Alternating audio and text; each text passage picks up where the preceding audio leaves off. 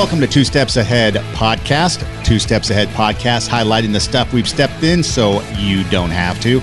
I'm Son Edom, alongside somebody who does not need the beauty button on TikTok. Ooh. Tara Hoke-Shiro.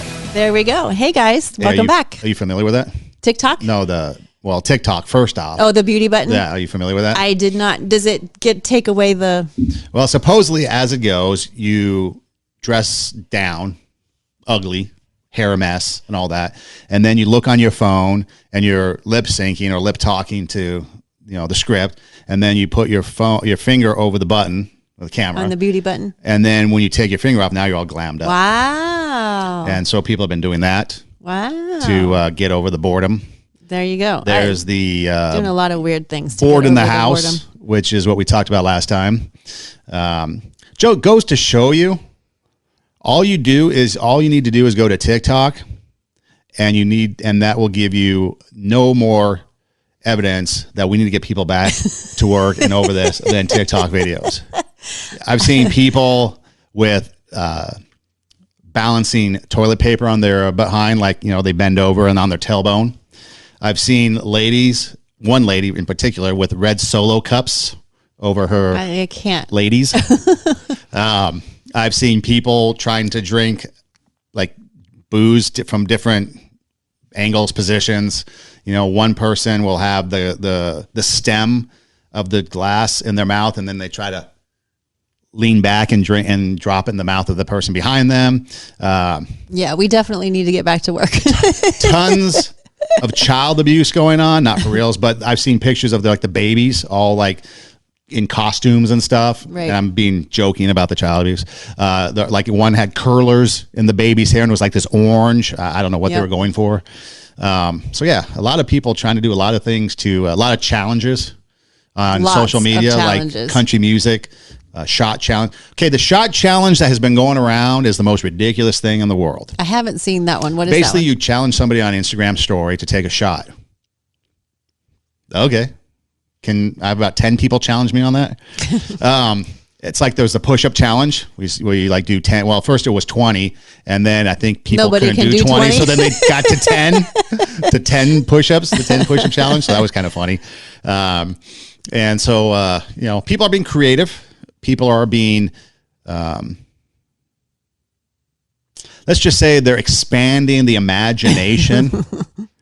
Sometimes good, sometimes not so good. So, but in the end, I think once we do get back, we do get back to normalcy once this thing ends. I think that the human spirit and the resiliency of mankind will overcome whatever issues we have. I remember watching the movie. I think it was First Man. I don't know if you've seen it. It's about going the first man on the moon. Right. And the process by which it took for them to get Neil Armstrong on the moon. And I didn't really realize it because I don't think we really spend a whole lot of time thinking about these stories. Right. And I would imagine that the movie is pretty true to the real story. Mm-hmm. But, Neil Armstrong wasn't the first man to be selected to be the one to step on the moon. It was others, and they just didn't make it because there's tragedy involved and there are accidents involved, and then it just so happened that his turn came up and it worked out where he was able to then be the first man on the moon. And I think wasn't that Hidden Figures? Didn't that also tell that same? Yeah, it kind of tells the same story. But you have like these these trials that we overcome. And these tribulations that we overcome. I mean, we take a look at the Great Depression. We take a look at World War I, World War II, any great war that we've had to overcome. 9/11, the Oklahoma City bombing, Hurricane Katrina, Hurricane Sandy, earthquakes, floodings. Yeah. Crop disasters across the Midwest that, people in the big cities such as LA may not be familiar with, even some of those things. Tornadoes. Earthquakes. I think we had an earthquake in Idaho. I think we've had a tornado in Nashville recently, and so there's a lot of things that are going on. And the one constant is the human spirit. Right. The human spirit continues to overcome and continues to be resilient and continues to rise up and face the challenges. And along with that comes people. People band together to help out. You've got people that come together to help those in need. One of the simplest things that, we can do right now is just to be there for each other. You know, I think of friends, for example. Recently, a friend of mine who I've known since we were 3, he came down from Portland, and I went to see him, and we hung out. And we picked up right where we left off, and it's been a few years since I've seen him. You know, talk a little bit on the phone, and you start to realize that, you know, those friendships that we have with people. Now with him, he's, you know, just a distant relationship, but maybe people that we have around us. Maybe we start to think that, okay, maybe I need to get back to those friendships and reconnect with any relationship that we have, really, and make it real, because sometimes we get lost in our lives that we're doing. And so maybe because we're going through something a little bit difficult right now, and it's not a tragedy from the standpoint of like you lose in a tornado, you might lose a house and now you're displaced. Now I know we've got financial issues and stuff like that, so I'm not dismissing what we're going through, but you know, earthquakes, flooding, there's an immediate loss that we have to now fight to overcome as far as finding new housing, what are we going to eat, where are we going to go? And so, but the human spirit has always overcome that. Yeah. And I think, you know, losses come in many different forms. And right now we are grieving the loss of many things. I saw a newscast the other day that, you know, seniors in high school are grieving the loss of their senior year and all of the traditions and you know, the prom and all the graduations, you know, everything that comes with, you know, your senior year, you know, that milestone. You know, there's the weddings, all kinds of weddings that are being canceled, you know, and guys, you got lucky. Yeah. I mean, it's just sad because, you know, these big life, you know, events. So there's a lot of grief going on with the intangible things right now. You know, there's certainly a lot of grief and a lot of immediate loss, you know, in a tornado or an earthquake, because you can see it's visible. But then that internal grief of losing out on a tradition, losing out on a monumental stepping stone in life, you know, we're dealing with all kinds of losses right now. But the resilience, you know, of the human spirit, like you said, I've noticed a lot on social media lately. You know, at first when this whole, you know, coronavirus started happening, there were posts about the statistics and about what could happen and about what politician was doing what and about all the horrible and just all the confusion. Everybody was in an uproar. Now I'm seeing, you know, a few weeks later, I'm seeing a trend where people are starting to post things like, this too shall pass and we will rise again. And I think it's interesting how we, as a human race, we can handle the negative or the trauma for so long. We have a little bit of patience for that, but then it's like we need something to hang on to, you know, and so it doesn't take very long. You know, Boston strong, Vegas strong after the mass shootings, Santa Clarita strong. It doesn't take long for people to feel that tragedy and then immediately say, we're going to get through this. We're resilient. We're strong. We're going to rise above. You know, if it's a hurricane or tornado, we're going to rebuild. You know, it doesn't take very long for people to start looking for the positive, hopeful things again. I mean, that's what keeps us moving. But it's interesting how resilient we are. So what is our hashtag? World strong, earth strong? Right? What is our hashtag going to be to overcome this? Virus strong. Virus strong. That is good. That's very interesting. What is our hashtag? If we've been Vegas strong, we've been Boston strong. Yes. We've been hashtag whatever strong. Right. And usually it's the city. Yeah. And so what are we now? World strong, earth strong, human strong. Human strong. Maybe we should start hashtag a human strong. hashtag human strong. Because it is. I mean, or human resilient, human strong. Human strong. Yeah. But I mean, you think about it, you know, 9/11, which is almost 20 years ago, which is, you know, there's a lot of young people that are going through this right now that have no idea of what life was like, you know, right. Even 20 years ago. And that didn't affect, if you were outside of New York City and DC, it affected you, but not like what we're going through now, that personal effect. Right. You know, New York is getting hit hard with, you know, if you want to take a look at resiliency, just look at New York City and everything that they've gone through over the years, you know, from 9/11, I think Hurricane Sandy, and then you've got now this, they're the epicenter for the globe. Maybe that's it. Maybe we're globe strong, global strong, hashtag global strong, global strong. Or, but that's the thing. And the one consistency though, in any type of tragedy that we go through is the human spirit. You know, we battle back, we overcome.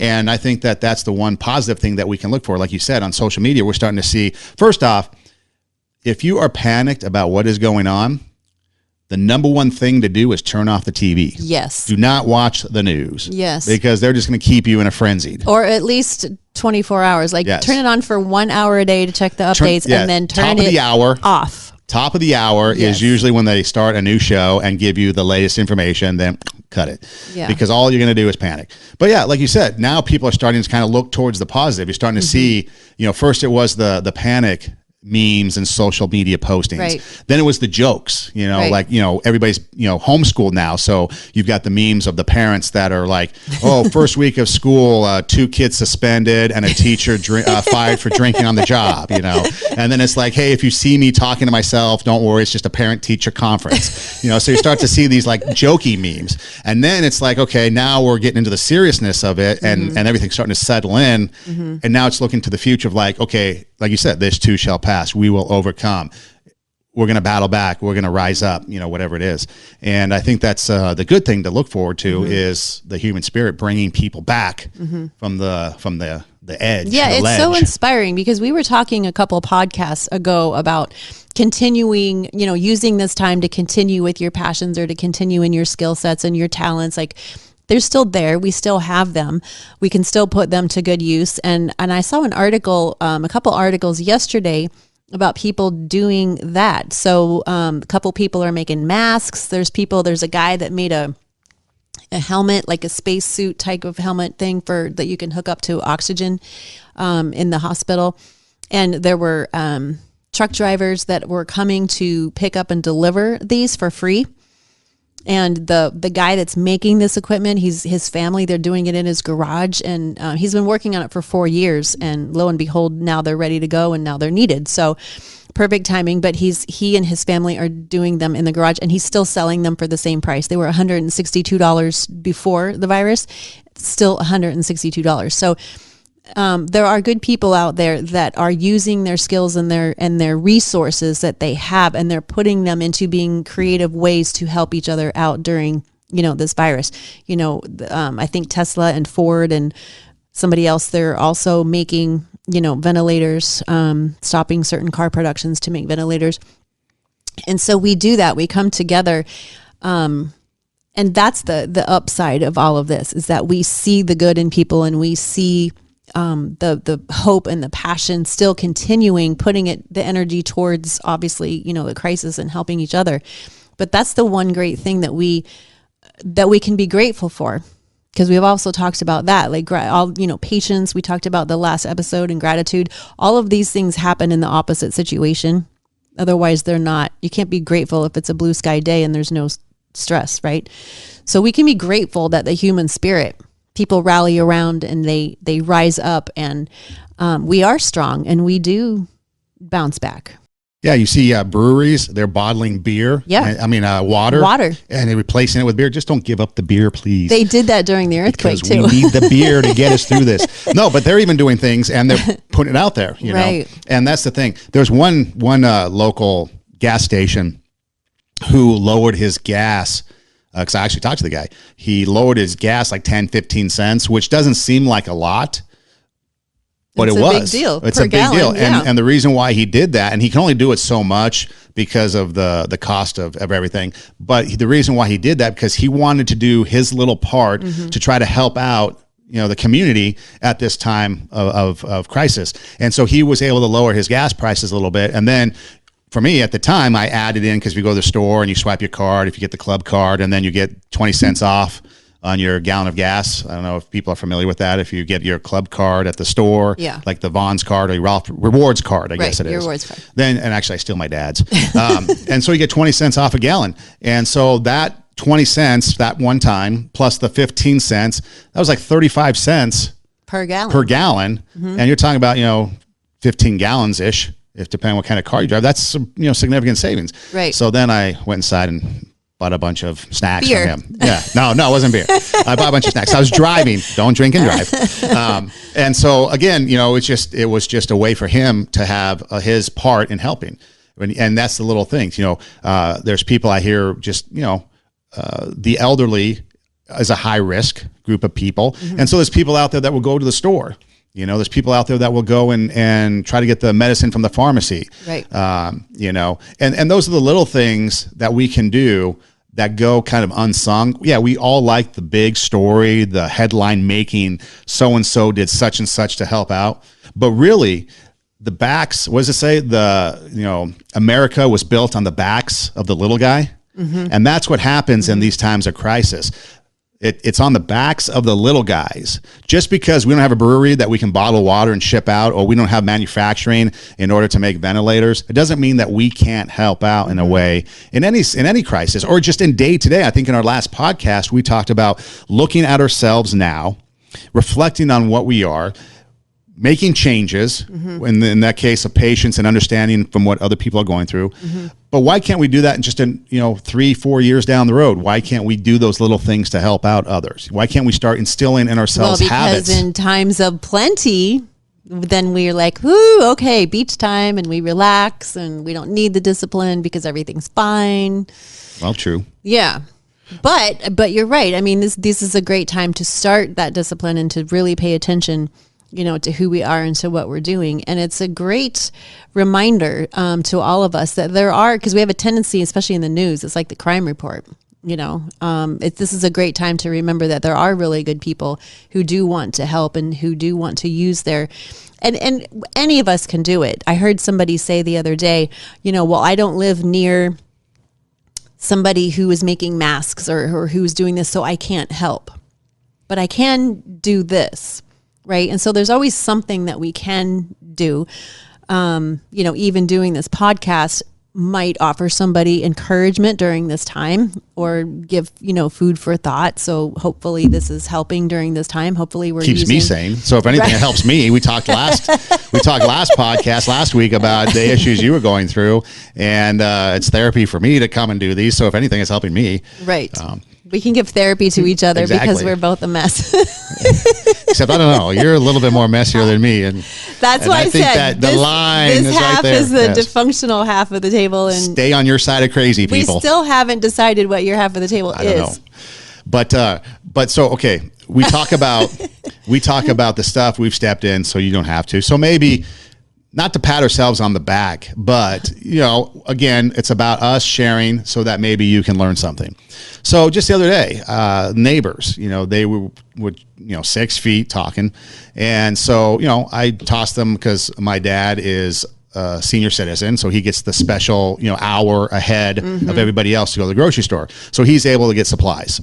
And so he was able to get me some supplies that I needed. So I was able then to pass off, a little bit of those supplies to my neighbors because they were in need of supplies.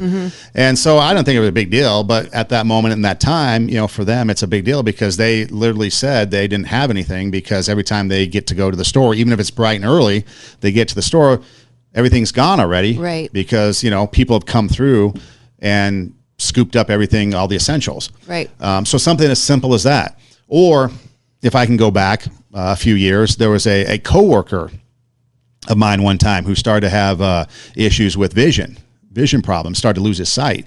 And so, to be there to help him, and I told him, and so he would give me a call from the hospital or from the doctor's office, or he needed a ride here or he needs a ride there. And I told him, just call me anytime you need a ride, or if you need anything, to help out. And so he would calling me, and then he'd call me more and more. And part of it was because you had to kind of lead him because he couldn't see anymore. And I did a very good job of manhandling him to make sure he didn't run into things. So he appreciated that. But it was, and it makes you feel good too when you help. It's kind of like at Christmas, we like to receive gifts, but we actually feel better when we give the gifts. And I think that's what it is now. It's like we feel better when we actually help people.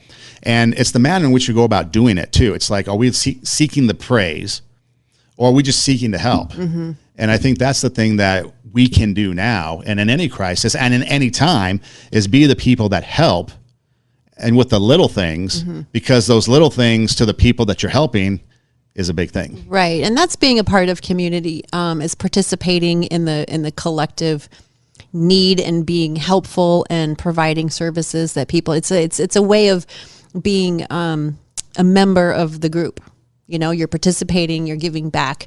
So it does make us feel good when we are a part of the community and we're productive and we're participating. So yeah, it's super, super encouraging to see the positive messages coming out now and the positive response that people are jumping in to help. I was looking at the stories, the New York nurses, and actually not just the New York ones, but in different parts of the country, they were interviewing the nurses, and they're all away from their families. It's kind of like they're also on quarantine because they don't want to spread. They're at the hospital all day and they don't want to spread it, out into the community or to their family. And so they are literally holding their phones, FaceTiming families as the patient is passing away.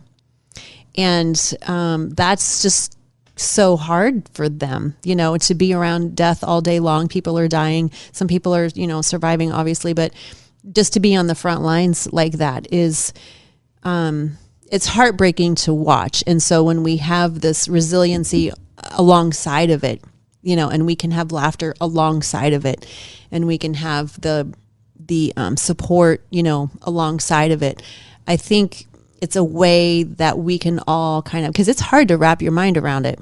I mean, we're not hit in LA like New York is right now. We could be in a couple of weeks, but so far we don't have those types of conditions. So we're still watching it on TV. It's always on TV somewhere else. We're feeling the effect in the grocery store, obviously, and we can't go to work. But other than that, all the hardship, most of it is, in other parts of the country right now. And so it's hard to wrap our minds around it, honestly.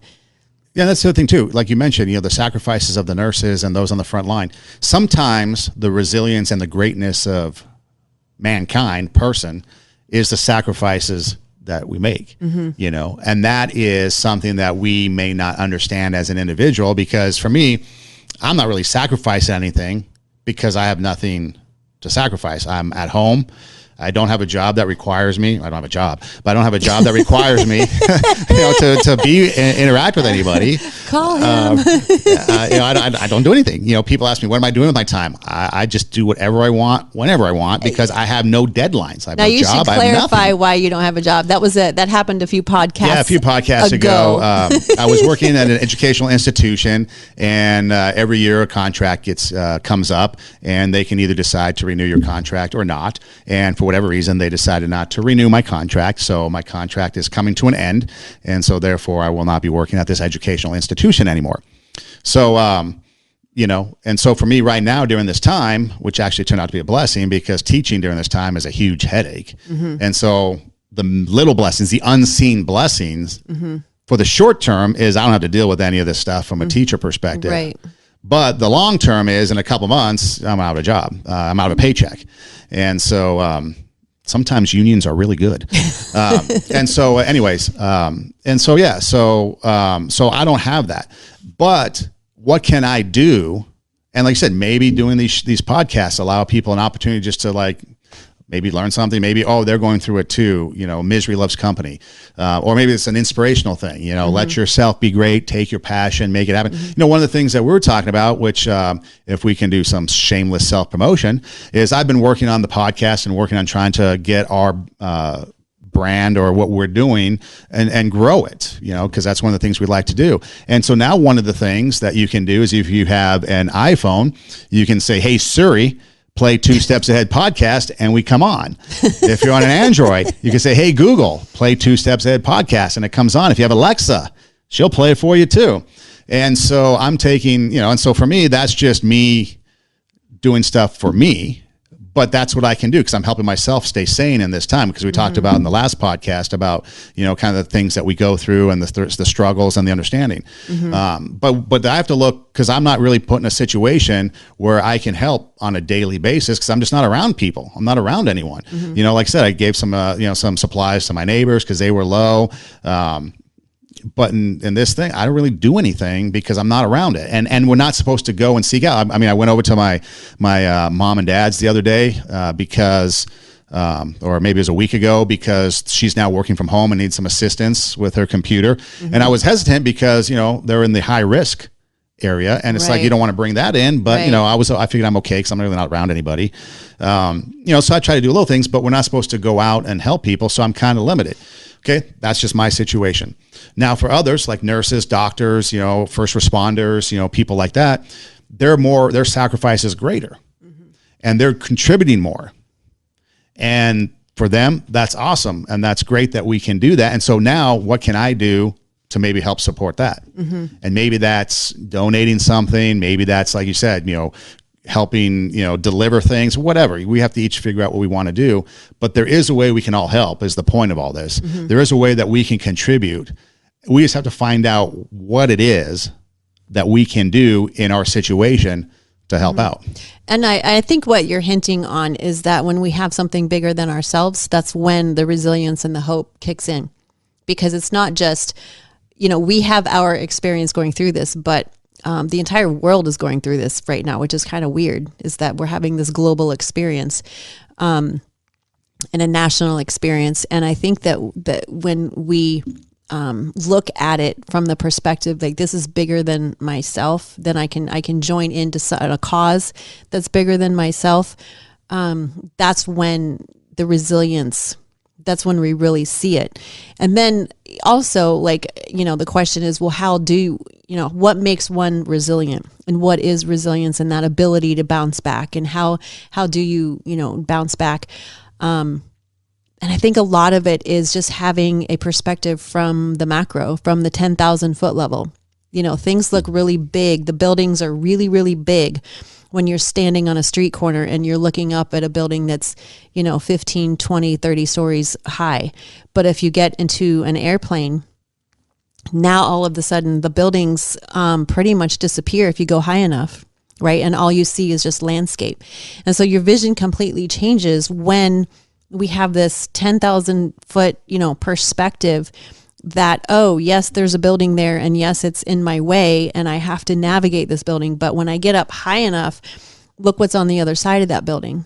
There's a new job, there's a new position, there's a new opportunity, on the other side. And when I navigate that building in front of me successfully, with character and whatever passions.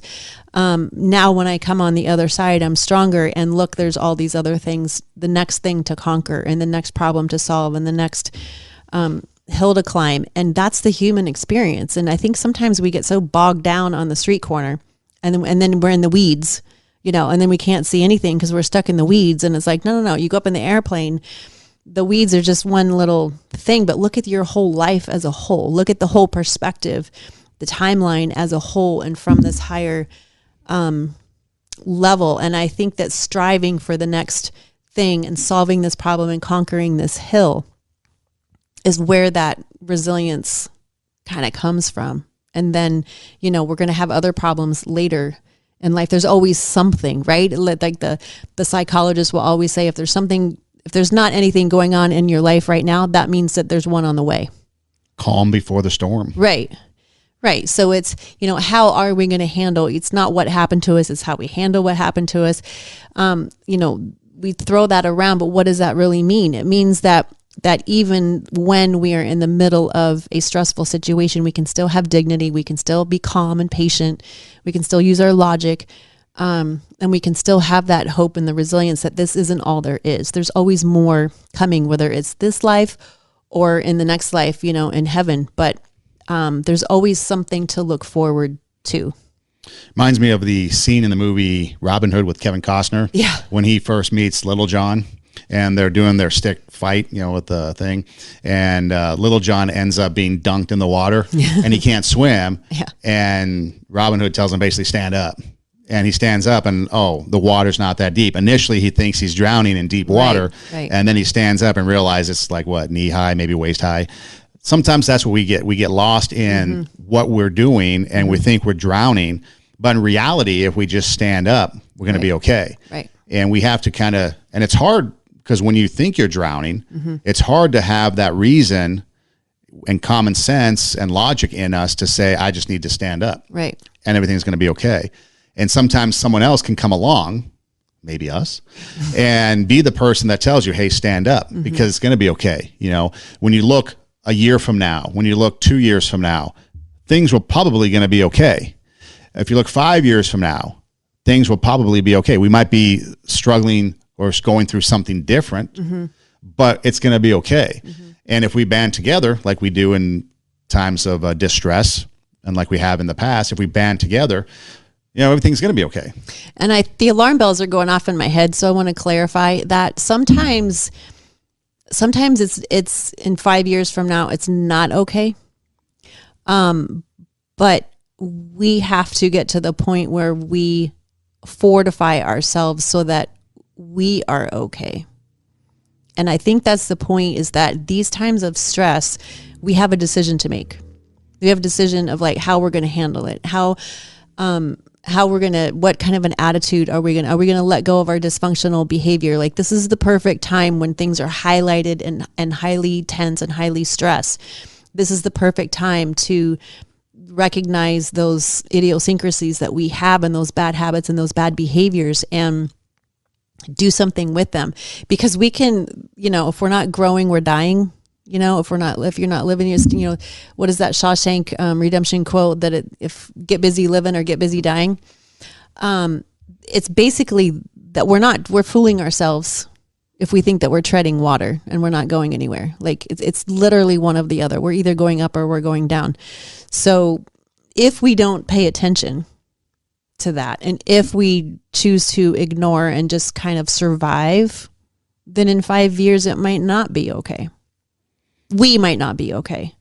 I mean, the world might be better, but we have to make that choice to build our muscles and build our character muscles and our attitude and all of that. And if we don't, then, we might be going on a downward trajectory and not even realize it until we're so far down that we're like, how the heck did I get here? No, we do have to be responsible and take responsibility. I'm just thinking, as a society, as a mankind, we're going to be okay. Yes. Because we have that resiliency, we have that bounce back. Individually, depending on how we go about doing it, we may not be okay. One of the things that people always like to refer to is like, okay, and we've mentioned this before, God help me find a job because I need a job. Well, if we're just sit on the couch, we're not going to get a job. We got to do our part to go out there and look for a job. If we need, essentials during this time, we have to get up early maybe and make the sacrifices and go to the store. We have to do our part, basically, is what I'm saying. And that's what it is. And that's what we see. When we take action and we take responsibility for our actions and anything we do, then things can turn out to be better. Right. How many times have we seen people turn their lives around? First off, they were, young thugs, maybe went to prison, got reformed, came out, and they've turned their lives around because they took action, they took responsibility, they just didn't rely or settle for the fact that they were just a bad person. So therefore, I think resiliency is an action word. Probably.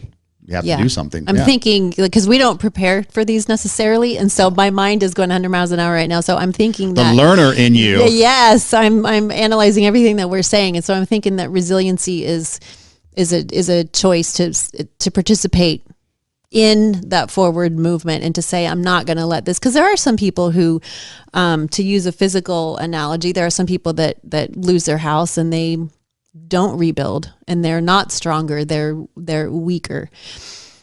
Then there are other people who rebuild and they're stronger and they learn things and they are resilient and they grow and they're stronger. They come out on the I wrote that book, No Arms, No Legs, No Problem. And then there's also another book that I did not write, but his friend Mark Zupan has a book called GIMP. And so both Bob and Mark will tell you that their injuries, their spinal injuries, and in Bob's case, the amputations, they don't regret it. Now, some people might go through a horrible, you're a quadriplegic, you're a quad amputee. Some people be like, I'm never leaving my house again. My life is over. They are resilient because they chose to participate in life anyway. And I think that's where the resilience that we have to choose. We are resilient human beings. I think the resilient spirit is innate in all of us. It's available to all of us, but we have to choose it. It doesn't happen for us. We have to actively say, I am going to stand up. I feel like I'm drowning, but I'm going to stand up. and keep moving, and I'm not going to let this get me down. Those types of, attitudes bring out the resilience in us. And that's when we come out stronger from the tragedy instead of weaker. Yeah, a lot of times too, the saying goes, we learn more from failure than we do success. Right, exactly. And so, in this case, maybe we're not talking about failure, but maybe we're talking about overcoming issues and struggles that we have. I mean, there's, and I guess maybe I'm more not used to it, but you take job loss, working in the media and radio, I've lost my job a few times, some voluntary because the situation required me to just up and leave, and others not so voluntary, like they kicked me out the door.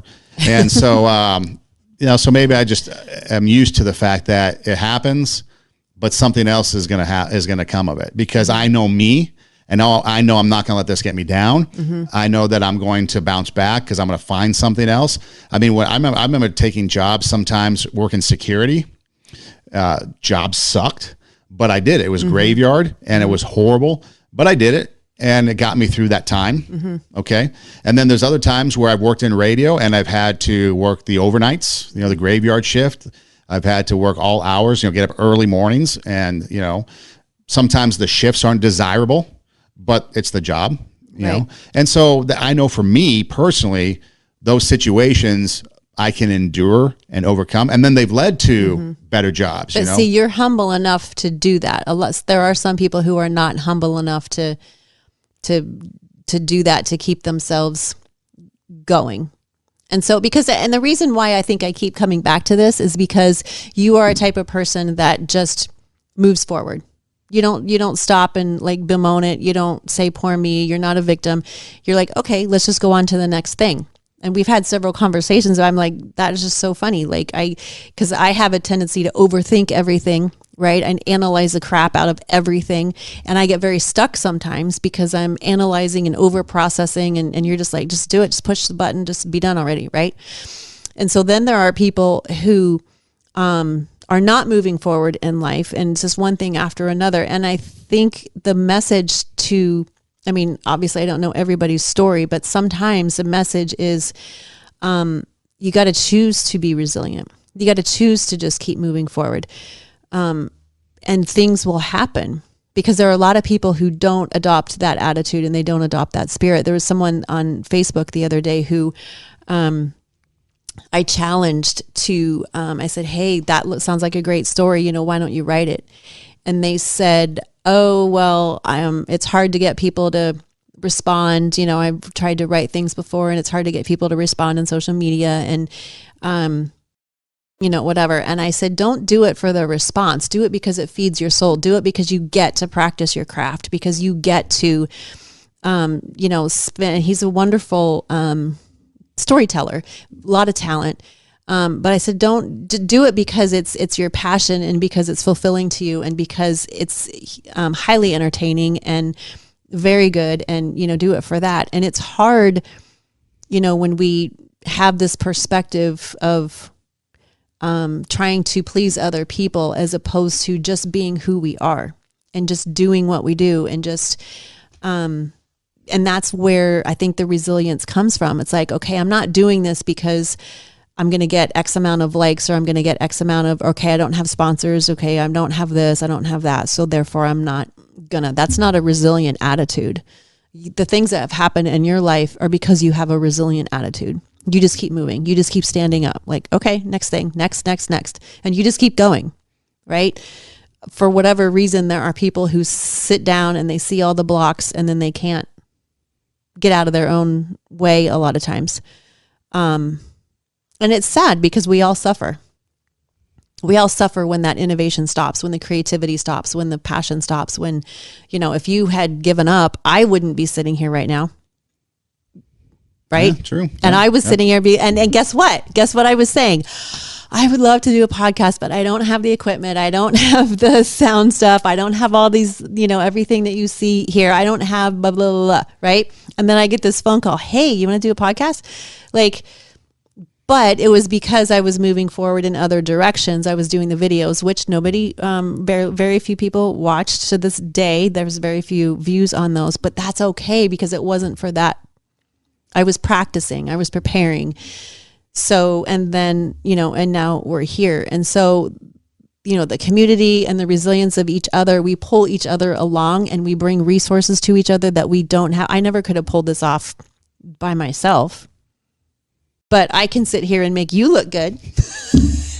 I need no help looking good. Trust me. That's all I'm here for now. We can't do it on our own.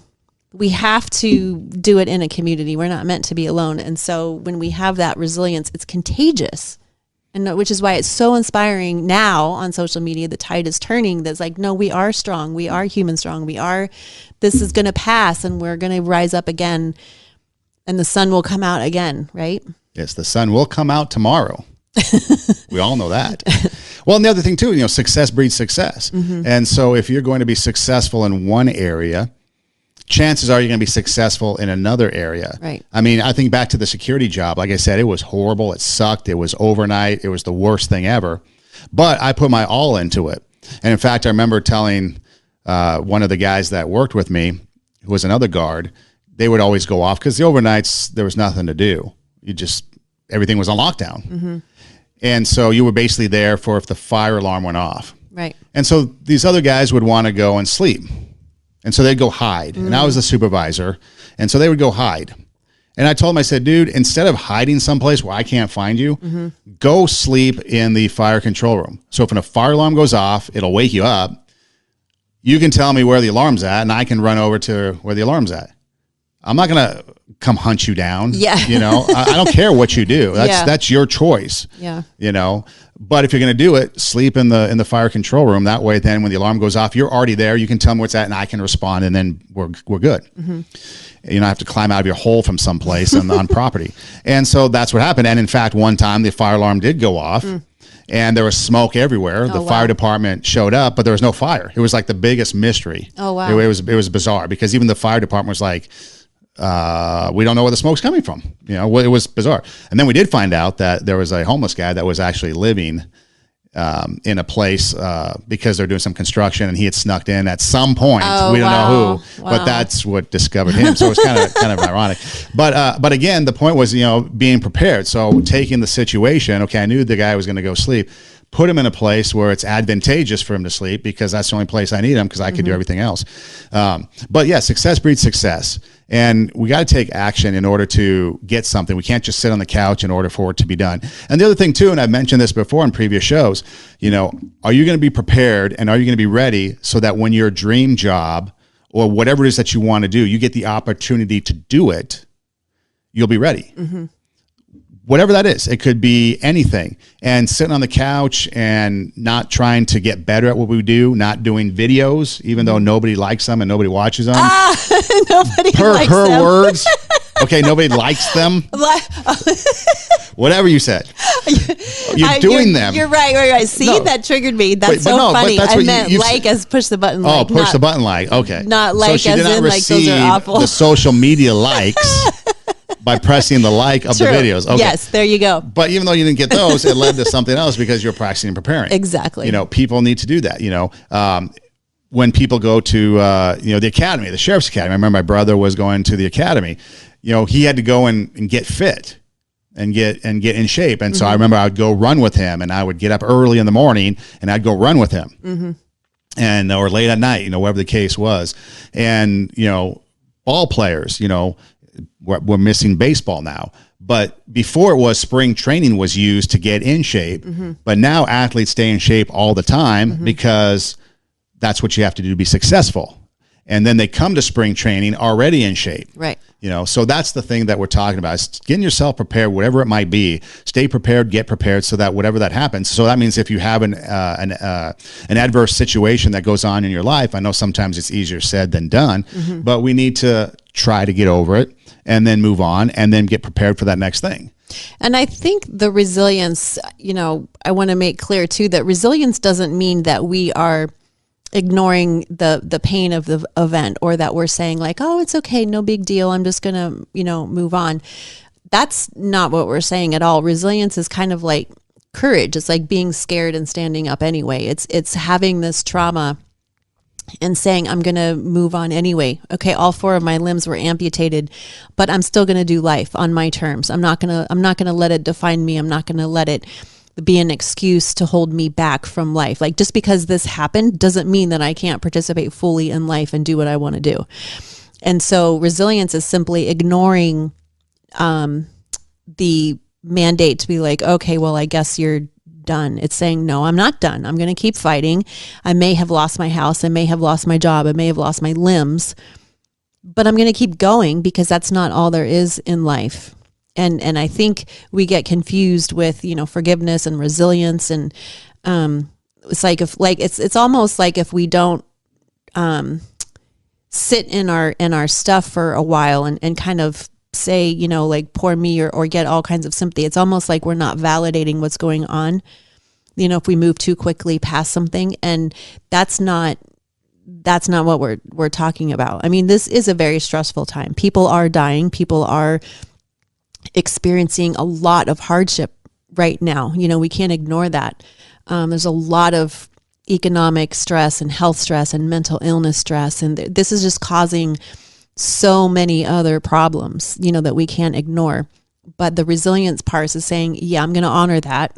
I'm going to acknowledge that there's all this pain and there's a stress, but I'm also going to do something about it. I'm also going to use it to move forward, and to use it as fuel to say, okay, I'm going to be better and stronger and come out, better on the other side. Yeah. Like Bob, he became the human rugby missile. Right. Or whatever it was, where, he'd be in his chair, and then he would play so hard that he'd get knocked down, go flying out of his chair. He didn't let life, the circumstances of life, keep him from going out and experiencing fun and doing things. Mm-hmm. It kind of reminds me of a story that's probably going to be completely irrelevant to everybody except maybe a few. A guy wrote a hymn back in the 1870s, and I think his name was Horatio Spafford. Yes. And he was a lawyer, successful lawyer, and I think businessman too, but a successful lawyer. And he was in Chicago, and he had 4 daughters, 1 son, and businesses. Mm-hmm. So successful. Well, the first tragedy that struck was his 4-year-old son had passed away, I believe from an illness, but passed away. It was in the Great Chicago Fire. Oh, so the son died in the fire. So the son died in the fire, and he lost his business. A lot of his businesses also burnt down in the fire. So the first tragedy sets is he loses his son and he loses his business. So basically he's going to go broke. Then he decides that he's going to take his family to a trip over to England. And something came up where he had to stay back and was delayed. But he decided to send his family, his wife and his 4 girls ahead. They get on the ship and they're going from America to New York to England. Well, at some point, I believe the boat starts to, collides with another boat and it begins to sink. And so the 4 daughters end up drowning in the ocean. The wife survived, made it to England, sends a telegram back to Horatio with 2 words, survived alone or saved alone. So he decides he's going to go over and meet his wife in England. So he's lost his son. He's lost his businesses. He's lost his 4 daughters. Mm-hmm. As he's crossing the Atlantic on the ship captain calls to him about the time that they are getting to the point in the Atlantic where his daughters had drowned in the boat accident, the ship sinking. And so the ship captain tells Horatio that this is kind of the area where we think that, your daughter's drowned. And so as he's passing over the area in the Atlantic where he lost his daughters, having lost his businesses and his son before, he starts to have the lyrics to this hymn come to him that says, "It is well with my soul." Basically saying that all this stuff that he's gone through, even though it's tragic, even though it's a loss, even though he has the pain and everything negative that comes with it, it's still going to be okay. And it's okay because he had a faith in God and he believed in Jesus. But what comes with that is that 10,000 foot perspective that this is not all there is, that there was more to come, that the lyrics in the song, if you look it up, "It is well with my soul," he talks about the death of Christ, that we are saved, through his blood. So I know that's kind of like a hard thing for people to hear. It's like, okay, well, what the heck does that have to do with, he's losing his 4 daughters and his sons and his businesses, and now all of a sudden it's well with his soul. It's that hope and that resilience is what the lyrics in that song are talking about. It's the idea that he was grieving for his daughters and he was grieving for his son, but he wasn't completely lost. It wasn't all for naught, that he was going to see them again, and that there was hope for a better day, a better future. And it was that resilient spirit, that there was something bigger than him going on, and he decided to fall into that bigger picture, that bigger story. We're never promised on earth that things are going to go well. In fact, it's like the opposite, right? The Bible says that things are going to keep getting worse and worse and worse. And they are in a lot of ways. We have this huge virus, we have, the earthquakes and tornadoes, and it's just one thing after another, it seems, these days. So we can still be okay. It can still be well with our soul. Not that we are accepting what is going on, not that what is happening isn't painful, but we can have a peaceful spirit about us in the midst of stress and tragedy. And that's the whole point of all of these character traits of peace and patience and kindness. It's that we can have these available to us in whatever is happening around us. We're not grateful for the situation, obviously. He wasn't grateful that his daughters and his son died and he lost his businesses, but he was grateful for the fact that this wasn't all there is, and there was still something beyond the horizon that he could participate in and have something to look forward to.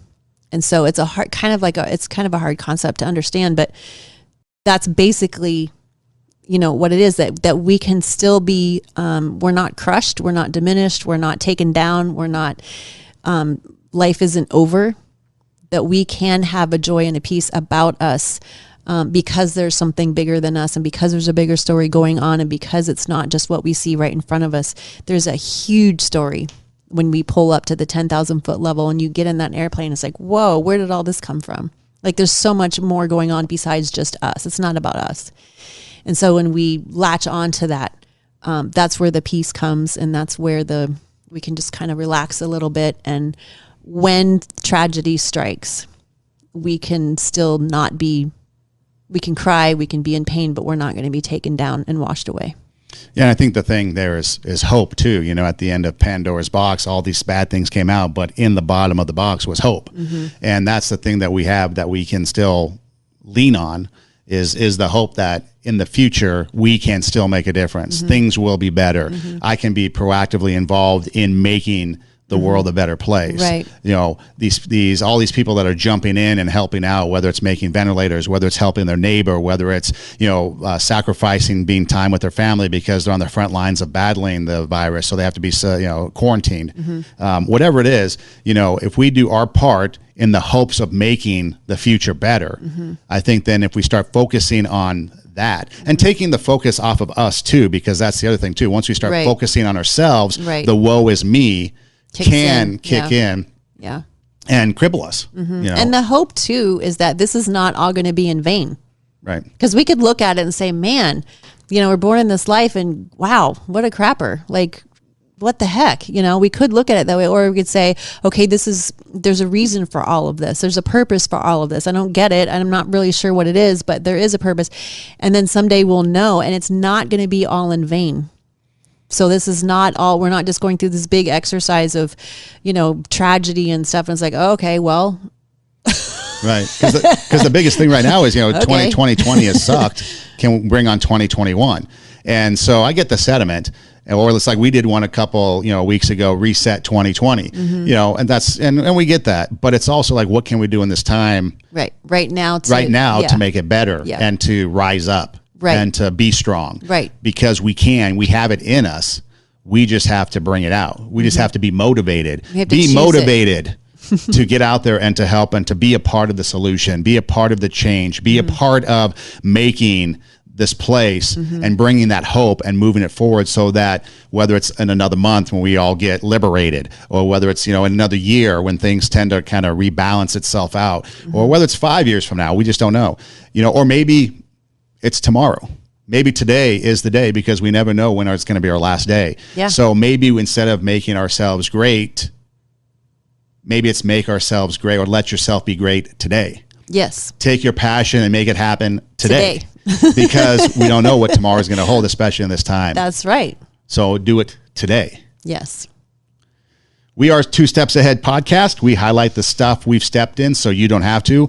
Instagram at 2 Steps Ahead podcast. You can find us there. You can also go to 2 Steps Ahead podcast on Instagram and watch shows and episodes on IGTV. Also, there's a link in the bio to SoundCloud where you can listen to shows.